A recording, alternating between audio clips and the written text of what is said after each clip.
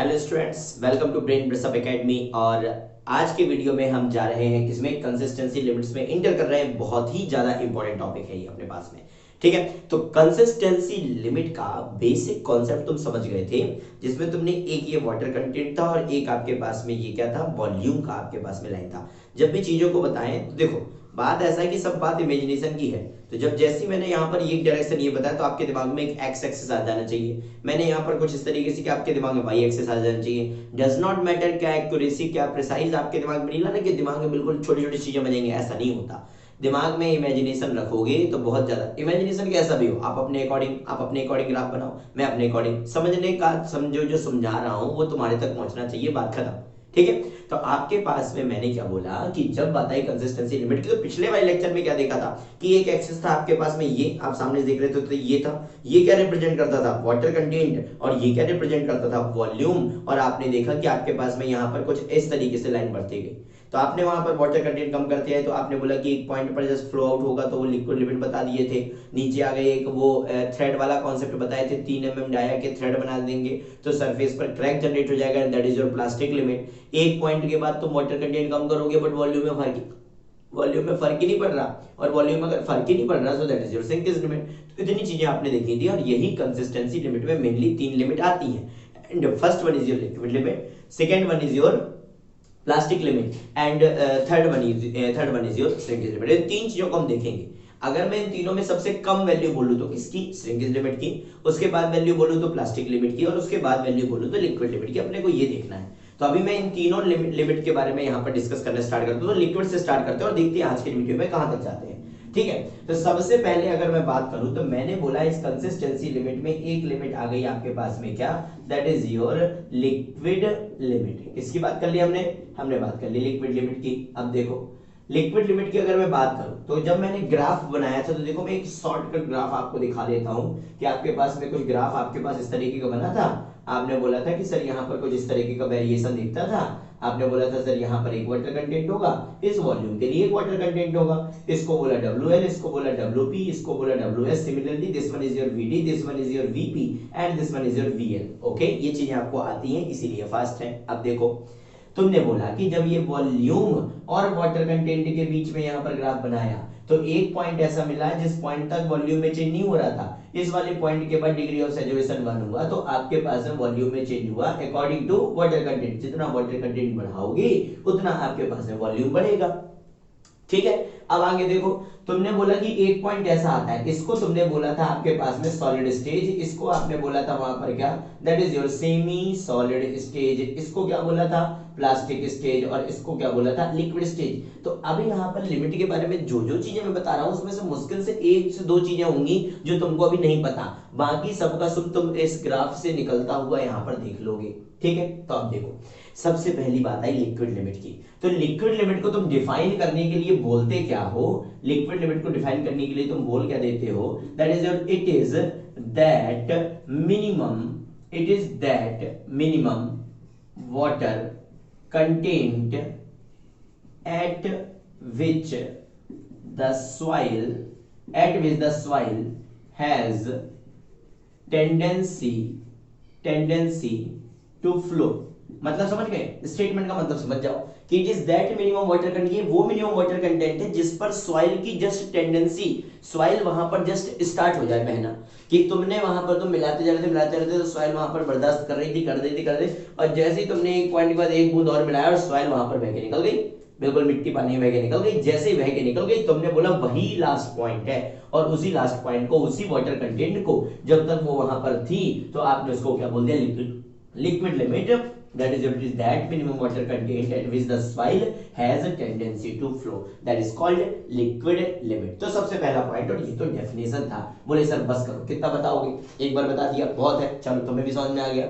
Next point की बात करें, अब नेक्स्ट पॉइंट लिखूंगा तो तुम बोलोगे ये भी तुम्हें मालूम है कि लिक्विड लिमिट में जो कंसिस्टेंसी है सॉइल की वो चेंज होती है आपके पास में प्लास्टिक से लिक्विड में। मतलब चलो तुम्हें अगर ऐसे नहीं बता तो नॉर्मल भाषा में बात करें, नॉर्मल भाषा में अगर बोले तो प्लास्टिक स्टेज से लिक्विड स्टेज में जाता है, किसको पार करके, लिक्विड लिमिट को पार करके। तो आप यहां पर बोलते हो कि लिक्विड लिमिट में जो आपके पास में कंसिस्टेंसी है, यही तो पढ़ रहे हो आप, कंसिस्टेंसी जो है वो आपके पास में consistency changes from plastic to liquid stage, या लिक्विड टू प्लास्टिक बोल दो, बात बराबर है। आपके पास में plastic stage to liquid stage consistency आपके पास में चेंज हो जाएगी। Is it okay?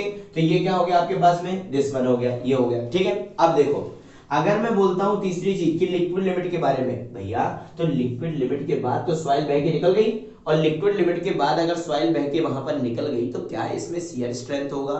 तो नहीं। तो आप ऐसा बोल देते हो आपके पास कि एट लिक्विड लिमिट आपके पास में शियर स्ट्रेंथ जो होती है, शियर स्ट्रेंथ जो होती है ये ऑलमोस्ट कैसी होती है, नेग्लेजिबल। कैसी होती है, नेग्लेजिबल। कि आपके पास में शियर स्ट्रेंथ आपको जनरली देखने को नहीं मिलेगी, ऐसा होता ही नहीं है कि आपको यहाँ पर शियर स्ट्रेंथ देखने को मिल जाए। अरे भाई एक सॉइल वहां पर बह के निकली जा रही है, उसके खुद के ठिकाने नहीं और तुम मुझसे पूछ रहे हो शियर स्ट्रेंथ कितनी है, तो गड़बड़ ना हो गई बात। तो बस यही बताना था। तो तीन चीजें हैं, पहला कि प्लास्टिक से लिक्विड में जाता है लिक्विड लिमिट के थ्रू, आपके पास changes plastic to liquid stage. दूसरा, लिक्विड स्टेज में शियर स्ट्रेंथ जो है आपके पास में वो नेग्लेजिबल होती है। Is it okay? बात समझे? चलो समझ गए होगे, ठीक है। नहीं समझे तो वापस सुन लेना, रिपीट करके आराम से समझ में आ जाएगा, कुछ खास है ही नहीं इतना। नेक्स्ट देखो, नेक्स्ट आता है आपके पास में इसका डिटर्मिनेशन की बात आती है कि इसको निकालने के लिए कुछ इंपॉर्टेंट आता है क्या यहाँ से सर, इंपॉर्टेंट टर्म? तो हाँ बोले हाँ इंपॉर्टेंट है। आपके पास में दो चीजें हैं इसको डिटरमाइन करने के लिए, इसको डिटरमाइन करने के लिए दो चीजें हैं। तो एक आया था आपके, एक आए थे आपके पास में कैसाग्रांडे जी, जिनका कहलाता है आपके पास में क्या, कैसाग्रांडे एपरेटस। क्या कहलाता है? That is your Casagrande status, apparatus, status नहीं एपरेटस, ठीक है। कैसाग्रांडे जी का एपरेटस आ गया था, वो अपनी मशीन लेके आ गए, वो अपना इंस्ट्रूमेंट लेके आ गए। और इंस्ट्रूमेंट कैसा था, सबने देखा हुआ है, ये तुमने सबने देखा हुआ है। आपके पास में एक कप होता है, क्या होता है आपके पास में, एक कप होता है, उस कप में आपके पास में सॉइल मास होता है। अब तुम करते क्या हो सॉइल मास में, तुम वहां पर ग्रूव एक कट कर लेते हो। एक स्लाइस का ऐड देखा है, स्लाइस का ऐड देखा है तुम्हारे पास में, वो क्या कहते हैं, एक स्लाइस का ऐड आया करता है जब भी स्लाइस का होता है, माजा का ऐड आता है, तो तुम्हारे पास में पूरा का पूरा वो एक मैंगो का पूरा रखा होता है आपके पास में, पीस रखा होता है, उसमें से वो स्कूप लेके क्या करता है, उसको वहां पर निकाल लेता है। तो सिमिलरली आपके पास में कैसाग्रांडे में क्या हुआ कि आपके पास एक कप होता है, कप में आपके पास में सॉइल मास होता है। अब तुमने क्या किया कि उसके बीच से बिल्कुल एक ग्रूव कट करते हो, मतलब एक आपने स्कूप वहां पर निकाल लिया, ठीक है। उसके बाद तुम क्या करते हो कि उस सॉइल मास को एक रबर के बेस में, किसमें, एक अभी एक रफ डायग्राम बना देता हूं, एग्जैक्ट ऐसा नहीं होगा बट हाँ समझने के लिए आपके पास हो सकता है ऐसा, ठीक है। This one is your rubber base, कभी कभी पूछ लेता है इसलिए ये चीजें बताना जरूरी है। एक रबर बेस है आपके पास में, और मान लो कि ये आपके पास में मैकेनिज्म है और ये आपके पास में आपका कप है, ठीक है, फॉर एग्जांपल। तो इस कप में आपके पास में क्या था, सॉइल मास था, इसमें बीच में हल्का सा आपके पास में क्या कर दिया आपने, ग्रूव कट कर दिया, ठीक है। अब ग्रूव कट कर दिया तो आपके पास क्या करते हो, इस रबर बेस में इसको फॉल करवाते हो, बार बार इसको आप क्या करवाते हो, पटकते हो, अगर शुद्ध भाषा में बोले तो पटकते हो इसको, ठीक है। तो हाइट ऑफ फॉल कितना रखते हो, 1 सेंटीमीटर रखते हो, ठीक है। तुमने क्या किया, कप लिया, कप में सॉइल लिया, उसमें ग्रूव कट किया, ग्रूव कट करने के बाद उसको, अब ये बताओ कि जब ग्रूव कट किया और उसको एकदम से धक्के मारोगे तो वो ग्रूव क्लोज होगा। तो आप यही निकालते हो कि कितने आपके पास में इसको क्या करना, आपको ग्रूव को क्लोज करना होता है। तो कहानी ये कहती है कि आपके पास में 25 नंबर ऑफ ब्लोज में, 25 नंबर ऑफ ब्लोज में जब वो ग्रूव जो है आपके पास में GROOV ग्रूव जो है आपके पास में क्लोज हो जाए, क्या हो जाए, ग्रूव क्लोज हो जाए। छोड़ो स्पेलिंग तुम तो छोड़ो, कहानी तुम समझो मेन, कि तुम्हारे पास में जो ग्रूव था अगर ये 25 नंबर ऑफ ब्लो में वहां पर क्लोज हो जाए तो उस पॉइंट पर जो भी करस्पॉन्डिंग वाटर कंटेंट होगा, उस पॉइंट पर जो भी करस्पॉन्डिंग वाटर कंटेंट होगा that will be your liquid limit, ठीक है। तो जो जो चीजें पूछ सकता है वो सुन लो कि आपके पास में इसको डिटरमाइन करने के लिए अपरेटस कौन सा है, तो कैसाग्रांडे जी का है। क्या होता है, कप होता है, हाइट ऑफ फॉल 1 सेंटीमीटर होता है, रबर का बेस होता है, पर आपके पास कुछ इतना वाटर कंटेंट होगी वो 25 नंबर ऑफ ब्लो में, 25 नंबर ऑफ ब्लो में ग्रूव क्लोज कर जाए तो उसी वाले वाटर कंटेंट को आप बोल देते हो क्या, that is your liquid limit, ठीक है।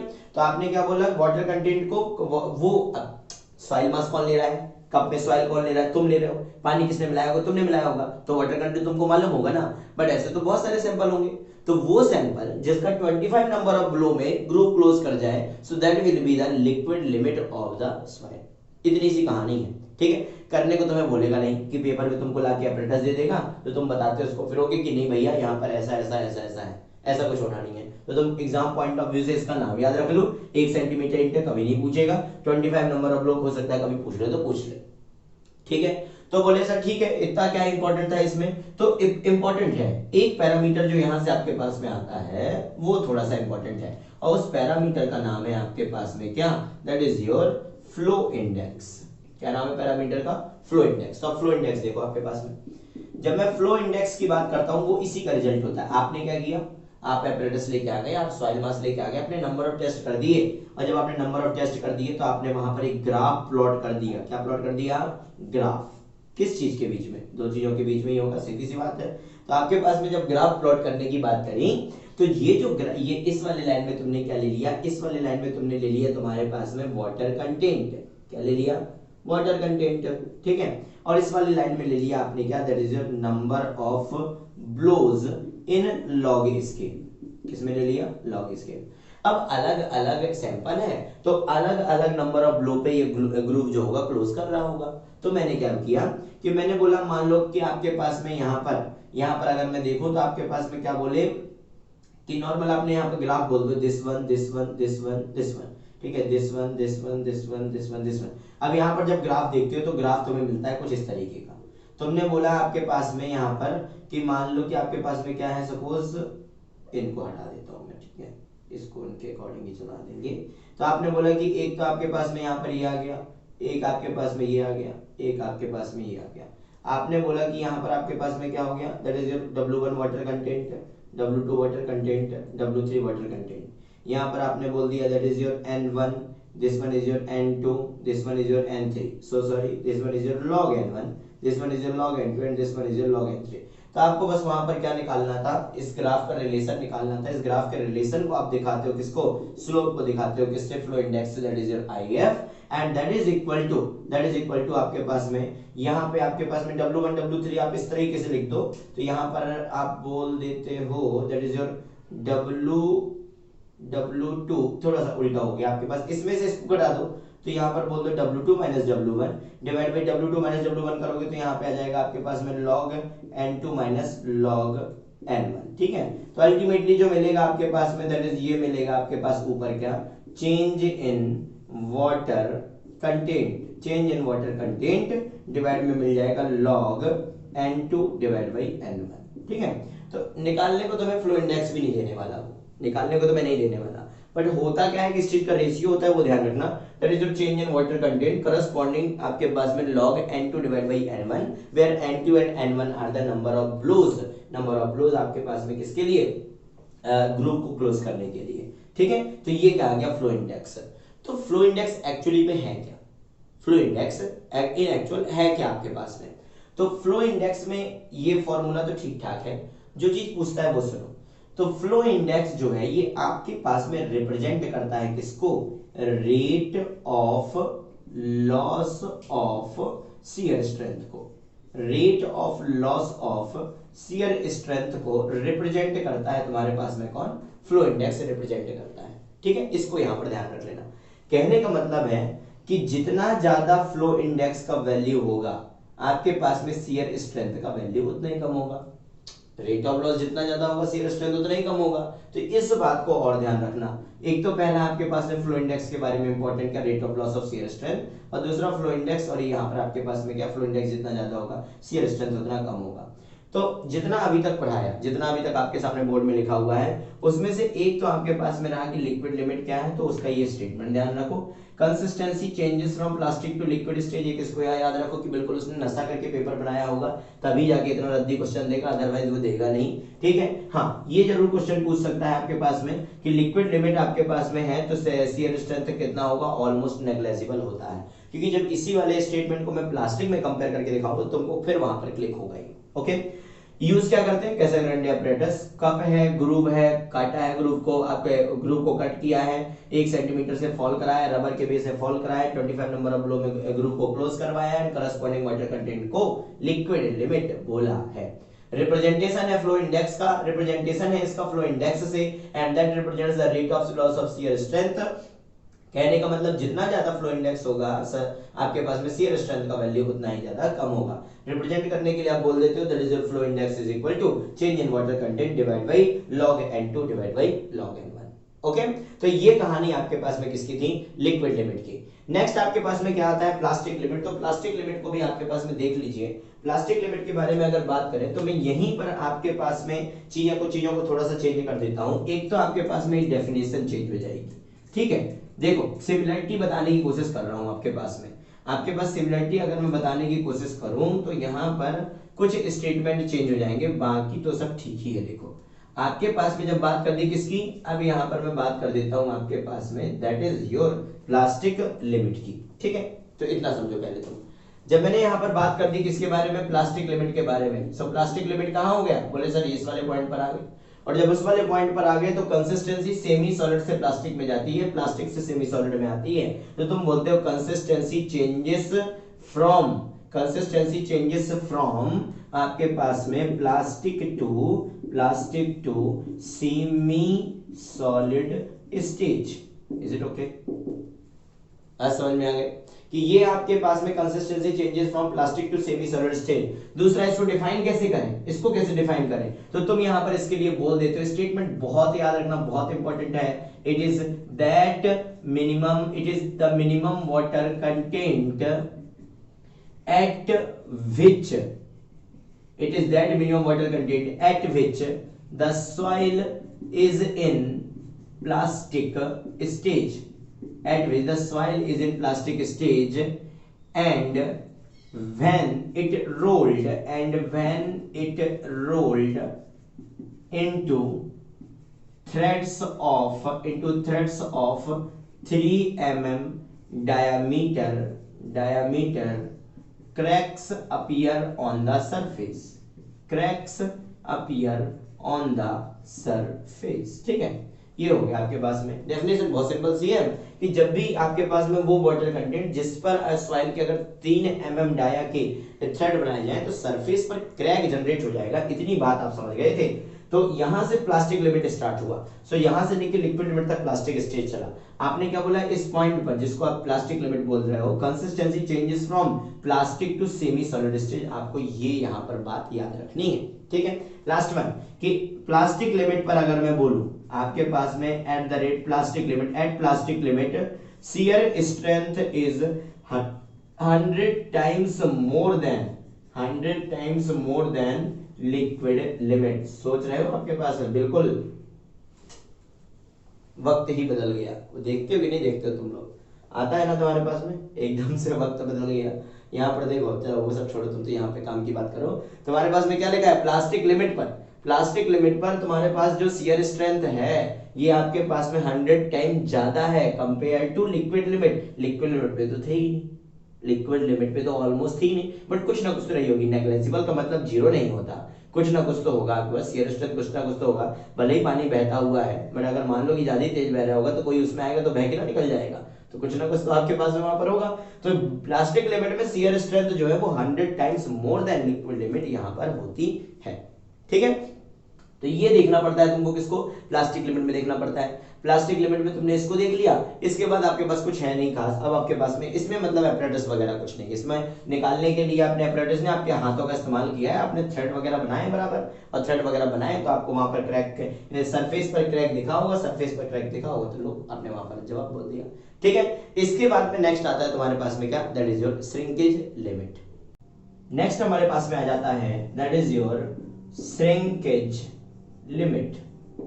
क्या आ जाता है, श्रिंकेज लिमिट। अब श्रिंकेज लिमिट की बात कर लो तो आपने यहाँ पर लिक्विड लिमिट बोल ही दिया, प्लास्टिक लिमिट बोल दिया, श्रिंकेज लिमिट की बात कर लें तो ये बेसिकली हमको यहाँ पर श्रिंकेज लिमिट का ये पूरा फंडा देखने को कहाँ मिलता है, इस वाले पॉइंट पर। ये जो पॉइंट है आपके पास में, यहीं से हमारे पास में श्रिंकेज लिमिट की बात यहाँ पर होती है। श्रिंकेज लिमिट आपके पास में जब डिफाइन करना हो तो आप बोल ये ऐसा बोल सकते हो, that is your, it is that maximum water content, it is that maximum water content at which further reduction in water content at which the further reduction in water content do not cause any change in volume. ठीक है, बस इतनी चीज है कि it is that maximum water content eight which the further reduction in water content do not cause any change in volume, volume में कोई भी चेंज देखने को ना मिले। तो ये चीज तुम पहले पढ़ के आए हो, तुमको डेफिनेशन करती होगी कंफ्यूज, पर तुम्हें उसमें डेफिनेशन में नहीं होना है कंफ्यूज, ये बोलना क्या चाह रहे हो वो देखो। दिमाग में कभी कभी गाड़ी हमारी इस तरफ चलती है, जबकि जो डेफिनेशन लिखी है वो गाड़ी उसकी इस तरफ चल रही है, मतलब ये वो मैक्सिमम वाटर कंटेंट है जिस पॉइंट के बियॉन्ड वाटर कंटेंट में आपके पास में कमी तो होगी, बट टोटल वहां पर टोटल में आपके पास टोटल वॉल्यूम में कुछ भी कमी नहीं होगी। बात समझे? तो कुल मिला के कहानी क्या है कि प्लास्टिक, ये जब इनकी बात कर रहे थे तब तो सॉइल आपके पास में सैचुरेटेड कंडीशन में थी, बट आपके पास में यहाँ पर यहाँ से लेके यहाँ तक में आपके पास में सॉइल पार्शियली सैचुरेटेड कंडीशन में है। मतलब यहाँ पर दूसरा स्टेटमेंट बहुत इंपॉर्टेंट आता है, आप बोलते हो यहाँ पर कि एट श्रिंकेज लिमिट आपके पास में डिग्री ऑफ सैचुरेशन क्या हो जाता है? 1 हो जाता है, डिग्री ऑफ सैचुरेशन 1 हो जाता है। ठीक है, कहने का मतलब कि आपके पास में श्रिंकेज लिमिट तक पहुंचने में, मतलब इस स्टेज में यहां तक पहुंचने में आपके पास में डिग्री ऑफ सैचुरेशन कहां से कहां तक रहता है? 0 से 1 के बीच में यहां पर रहता है। बराबर मत कर देना, बराबर में तो पहुंच जाएगा वो। तो 0 टू आपके पास में 1 तक के लिए जब डिग्री ऑफ सैचुरेशन, मतलब इस पॉइंट से लेके यहाँ पर आपके पास में 0 है, यहाँ पर आपके पास में 1 है, 0 से 1 के बीच में क्या होता है आपके पास में? बेसिकली आपके पास में air start replacing the water, कि आप वाटर को कम तो करते हो, बट आपके पास में उसकी जगह कुछ आपके पास जगह कम नहीं होती, उस जगह पर आपके पास में हवा आ जाती है, आप बोल देते हो air start replacing the water. तो कुछ इतनी कहानी थी कि जैसे ही आपके पास देखो, जब 0 था तो एक वॉल्यूम था, 0 से 1 के बीच में खाली जगह पे पानी आता गया, तो एक बार पूरी जगह पे पानी भर गया, तब पानी एक्स्ट्रा ऐड किया तो वो ऊपर चला गया। सो this one is your shrinkage limit, आप इसको यहाँ पर बोल देते हो। इतनी कहानी थी। अब श्रिंकेज लिमिट को जनरली WS से आप रिप्रेजेंट करते हो, किससे रिप्रेजेंट करते हो? WS से। और श्रिंकेज लिमिट के कुछ फॉर्मूले इंपॉर्टेंट है, ठीक है? तो फॉर्मूले देखो, डायरेक्टली लिखे मिल जाते हैं आपके पास, सॉल्व करने को रहेंगे। सो एक तो होता है आपके पास में दैट इज योर E/G × 100। क्या होता है? E/G × 100। WS का एक सिंपल सा formula that is your E/G × 100। ठीक है, इसके अलावा एक WS का फॉर्मूला होता है दैट इज इक्वल टू, आपके पास में आता है gamma W divide by gamma D -1/G into आपके पास में क्या आ जाता है? 100। WS का एक फॉर्मूला आपके पास में कहां पर? यहां पर आपके पास में ये देखने को मिल गया। ठीक है, gamma W divide by gamma D 1/G × 100। यहीं पर आपके पास में एक तीसरा फॉर्मूला होता है जिसके बारे में जिक्र आगे होगा, that is your R shrinkage ratio and that is your gamma D divide by gamma W। So this one is your shrinkage ratio, this one is your आपके पास shrinkage limit and this one is also shrinkage limit. Again E is your void ratio, E void ratio है, G specific gravity है, बाकी कुछ चीजें ऐसी है नहीं जो आपको यहाँ पर मालूम ना हो। बोले सर R यहाँ पर एक्स्ट्रा आया है, तो R जो यहाँ पर एक्स्ट्रा आया है उसको हम आगे जाके देख लेंगे, छोड़ेंगे तो हम किसी को भी नहीं। बात समझे? तो अच्छा, एक चीज नहीं बताई आपके पास में, बिल्कुल रद्दी सी चीज जो भूल गए बताने को, कि श्रिंकेज लिमिट में at shrinkage limit consistency changes from, बता दो कंसिस्टेंसी चेंज कैसे होती है? आप यहां पर बोल देते हो कि sir solid to semi solid. ठीक है, कहानी इतनी सी है। श्रिंकेज लिमिट डेफिनेशन ये बहुत इंपॉर्टेंट है, ये भी इंपॉर्टेंट है, फॉर्मूले देख लीजिएगा, ये वाला फॉर्मूला पूछ लिया जाता है and this one is your consistency changes from.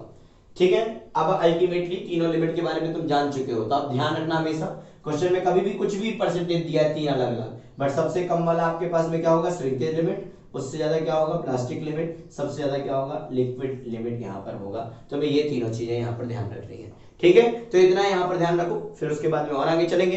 अब तुम्हारे पास में आएगा क्या, श्रिंकेज रेशियो आएगा, वॉल्यूमेट्रिक श्रिंकेज आएगा, थिक्सोट्रॉपी आएगा, एक्टिविटी आएगा, लिक्विड इंडेक्स आएगा, प्लास्टिसिटी इंडेक्स आएगा, श्रिंकेज इंडेक्स आएगा, तुम्हारे पास में डेंसिटी इंडेक्स आएगा। तो तुम ये सारी चीजें वहां पर देख रहे होगे। ठीक है, सो नेक्स्ट वीडियो में मुलाकात होगी और नेक्स्ट वीडियो में हम आगे चलेंगे और नेक्स्ट वीडियो में हम उसमें से आधे पैरामीटर उठाएंगे और उसके बाद वाले पूरा कंसिस्टेंसी लिमिट वहां पर फाइनल करेंगे। So thank you so much और देखते रहिएगा, देखते रहिए, कंटिन्यूअस रखिए, वीडियोस को कंटिन्यूअस रखेंगे तो ज्यादा टाइम नहीं लेता है, मुश्किल से 20 से 25 मिनट का वीडियो होता है और आपके आपके बिजी शेड्यूल में से आप वो 20 मिनट का टाइम बहुत आसानी से निकाल सकते हैं। ठीक है, so thank you so much, वापस मुलाकात होगी कल और इसके आगे हम प्रोसेस करेंगे। So thank you.